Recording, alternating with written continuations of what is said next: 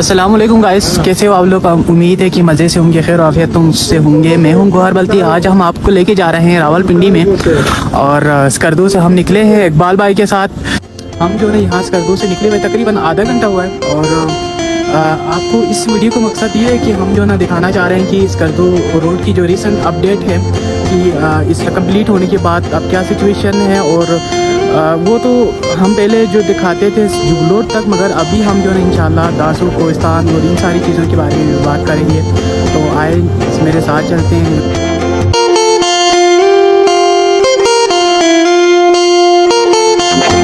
तो दोस्तों, सफ़र की इब्तिदा होती है स्कर्दू से नॉर्मली गाड़ियाँ निकलती है 4 बजे दोपहर को।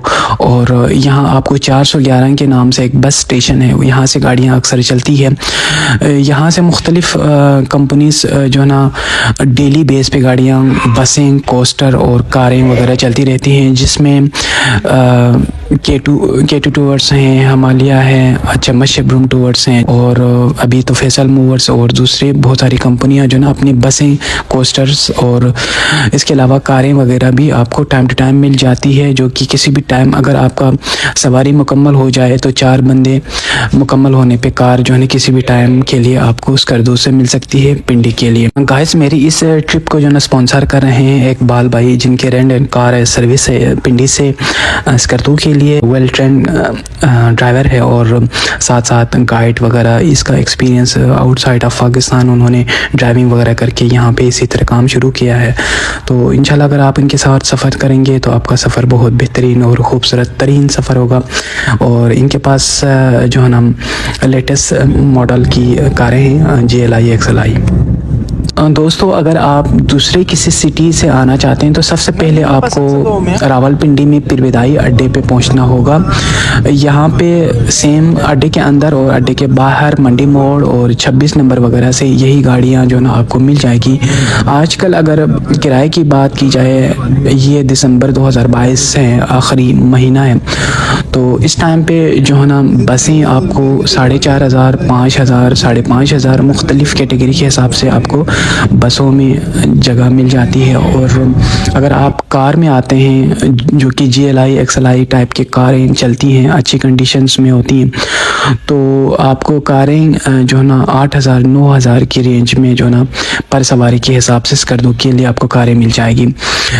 इसके अलावा बाई एयर आए तो फिर आजकल जो है ना सबसे मिनिमम जो किराया है वो 14,000, 15,000 वन साइड पे आपको स्कर्दू के लिए इस्लामाबाद एयरपोर्ट से आपको फ़्लाइट मिल जाएगी, जो कि 45 मिनट में आपको स्कर्दू पहुंचा देंगे। गाइस, यहाँ पे मैं सबसे एक जो है ना मिस कंसेप्ट लोगों का दूर करना चाहता हूँ कि जो बहुत सारे लोग मुझे इनबॉक्स में भी पूछते हैं, कमेंट्स में भी पूछते हैं। दरअसल होता इस तरह है कि Naran Kaghan side Babusar top close हो जाने पे बहुत सारे लोग ये समझते हैं कि शायद स्कर्दू बंद हो गया। स्कर्दू इस तरह बंद नहीं होता। ये एक बहुत बड़ी वैली है, आपको ये साल के 12 महीना ओपन रहता है। कभी कभार लैंडस्लाइडिंग फ्लड्स की वजह से 1 या 2 दिन के लिए क्लोज हो जाता है और रूट, अदरवाइज इस तरह बंद नहीं होता।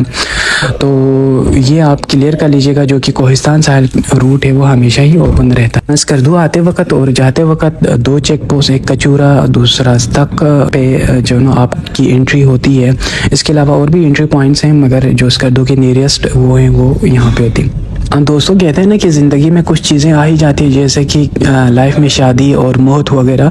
इसी तरह स्कर्दू रूट पे आप जब आएंगे तो 2 जगह ऐसी हैं जहाँ पे मस्ट भी लोग उतरते हैं। उसमें एक स्तक नाला है और दूसरा जो है ना समर नाला पे। बहुत सारे लोग दूसरे जगहों पे भी उतरते हैं, मगर ये कि ये 2 जगह मेन ऐसी जगह है जहाँ पे ज़रूर रुक जाते हैं। दोस्तों, यहाँ पे हम बात करेंगे रोड कंडीशन की। तो इसमें ये मलूपा चढ़ाई है, जो कि रिसेंट लैंडस्लाइडिंग की वजह से फिर जो है थोड़ा सा ख़राब हो गया है। और ये जस्ट कुछ 1/2 किलोमीटर से भी कम एरिया है यहाँ पे लैंडस्लाइडिंग की वजह से फिर रोड ख़राब हो। अदरवाइज़ जो है रोड मुकम्मल क्लियर है इन साइडों पे। देखा ये किया गया कि बहुत सारी जगहों पे बाउंड्री वाल्स और सेफ्टी जो गार्ड वगैरह हैं वो लगा रहे हैं और रोड को मजबूत बनाए जा रहे हैं। तकरीबन बहुत सारे जगहों पे लगा भी दी है और दूसरा काम भी ज़ोरों शोरों पे है। कारपेटिंग का काम तकरीबन हर जगह पे मुकम्मल है और मुझे ये जानकर बड़ी खुशी हुई कि जो दासू का एरिया है और इन साइडों पे भी काम तकरीबन मुकम्मल है।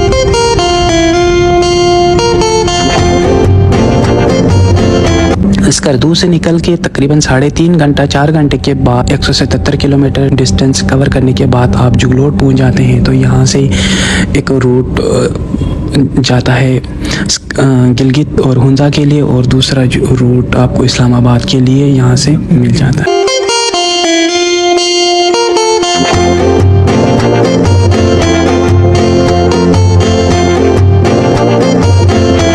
वेल गाइस, जब आप इस्लामाबाद पिंडी वगैरह से आ जाते हैं तो फिर आप यहाँ पे पहुँच जाते हैं। ये मेरे पीछे आप देख रहे हैं हुंजागर और पंजराब तक का रास्ता ये रूट जाता है और ये जो है ना स्कर्दू का रास्ता है। यहाँ से आपको डिसाइड करने की ज़रूरत है कि आपने किस तरफ जाना है। बहुत सारे लोगों के जहन में ये होता है कि हम जो है ना पूरे गिलगित बल्तिस्तान देखें। गिलगित बल्तिस्तान में आपको चूज़ करने की ज़रूरत है। अगर आपके पास टाइमिंग कम हो तो आप आएँगे इस साइड से। तो ये मेरे आप पीछे देख रहे हैं पिंडी, इस्लामाबाद, मानसीरा, जुगलोट वगैरह।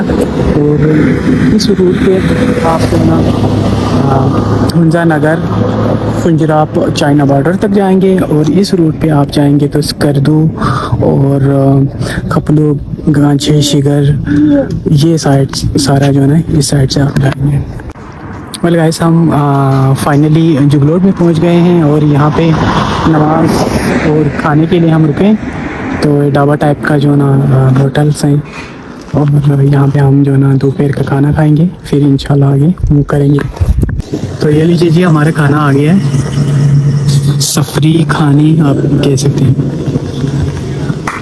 जुगलोट में हिमालय व्यूज़ होटल पे। गाइस, इस जंक्शन के पहुंचने के बाद आप जो ना JSR 1 को लीव करके आप N35 को ज्वाइन करेंगे जो कि है कराकरम हाईवे। और इसका जो रूट है ताकोट तक 355 किलोमीटर है और तकरीबन आपको 7.5 घंटे में ये कवर हो जाता है। इस एरिया की बात मैं इसलिए ज़रूर करना चाहूँगा क्योंकि इस साइड पे गुज़श्ता साल और अगर 1-2 साल पहले की बात की जाए, डैम की वजह से दासू वगैरह और इन जगहों पे कंस्ट्रक्शन की वजह से काफ़ी रूट ख़राब था। अब जो है ना बहुत ही फिट है, हर जगह पे मुकम्मल है। हाँ, बाज़ जगहों पे क्योंकि डैम का जो रोड है वो ऊपर भी बनाया जा रहा है, तो मुतबादिल जो अल्टरनेट रूट है, तो उस वजह से वहाँ से मलबे को हटाने की वजह से कभी कभार उसको ब्लॉक कर देते हैं। वो तकरीबन 10 मिनट या आधा घंटा 20 मिनट का जो है ना के लिए ब्लॉक हो जाता है, रूट साफ़ किया जाता है, फिर आप वहाँ से गुजर जाते हैं। तो ओवरऑल जो है ना स्कर्दू रूट अब बहुत ही बेस्ट है। मुझे इस चीज़ को वो करने के लिए आप लोगों की थाकोट से 2.5 घंटा आप खूबसूरत तरीन जो है ना हज़ारा एक्सप्रेस वे पे ट्रेवल करेंगे। लश ग्रीन है सराउंडिंग और बहुत खूबसूरत रोड बनाया हुआ है, न्यूली कंस्ट्रक्टेड है। और आप इसी तरह करके M1 को ज्वाइन करेंगे जो कि इस्लामाबाद पेशावर मोटरवे है। रोड पे नेचुरल ब्यूटी के साथ साथ आपको 2-3 खूबसूरत टनल्स भी देखने को मिलते हैं जो कि न्यूली है और लाइटिंग वगैरह पाकिस्तान में नो डाउट ये खूबसूरत तरीन टनल्स हैं। सो गाइस, इस तरह करके ये तकरीबन 750 किलोमीटर का जो डिस्टेंस है, एक कार में आपको 14 घंटे में आपको पिंडी से स्कर्दू पहुंचा देते हैं। इसी तरह बसें 15 घंटा 16 घंटा इसी तरह 18 घंटा, डिपेंड करता है बस की कंडीशन पे, ड्राइवर की स्किल पे, उसके एक्सपीरियंस पे और साथ साथ जो ना रूट की जो कंस्ट्रक्शन की वजह से आधा घंटे की ब्लॉकेज पे और इस तरह बस अवकात नमाज़ों खानों के लिए जो रोकते हैं इन चीज़ों पे डिपेंड करता है। 1-2 घंटा आगे पीछे हो ही जाता है। इस तरह करके आप स्कर्दू से पिंडी या पिंडी से आप स्कर्दू पहुंच जाते हैं। तो गाइस, कहने का मतलब ये है कि ये रूट हमेशा ओपन रहता है, आपको हर टाइम साल के जो ना 12 महीना ओपन मिलेगा। और इसके अलावा जो दूसरा रूट है उसमें नारायण कागान साइट है, नो डाउट वो बहुत ही खूबसूरत तरीन एरियाज़ हैं, मगर उसमें ये कि आपको 3-4 महीने के लिए ओपन मिलता है। और उसमें एक प्लस पॉइंट ये है कि वो 100 किलोमीटर, तकरीबन 100 किलोमीटर कम डिस्टेंस आपको पड़ता है इस रूट के मुकाबले में। तो रोड की कंडीशन ओवरऑल ऑलमोस्ट सेम है मेरे ख्याल में। आप जो है ना ये जो रूट है दासू वाला, कोहिस्तान वाला रूट अब बहुत बेहतर है, क्योंकि यहाँ पे न्यूली कंस्ट्रक्टेड है और कारपेटिंग किया हुआ है और महफूज भी है। चाइनीज़ लोग डैम वगैरह पे काम कर रहे हैं, इस वजह से सिक्योरिटी का भी बहुत अच्छे इंतज़ाम आते हैं। किसी ज़माने में यहाँ पे होता था कुछ इस तरह की इंसिडेंट्स वगैरह, मगर आप अल्हम्दुलिल्लाह बहुत ही रूट सेफ़ है। So most welcome to Skardu. और इसी तरह इंशाल्लाह नेक्स्ट व्लॉग में हम जाएंगे चित्राल साइड पे यहाँ से, तो देखते रहिएगा। गौहर बल्ती को इजाज़त दीजिए, अपना बहुत ज़्यादा ख्याल रखिए। थैंक यू सो मच, अल्लाह हाफिज़।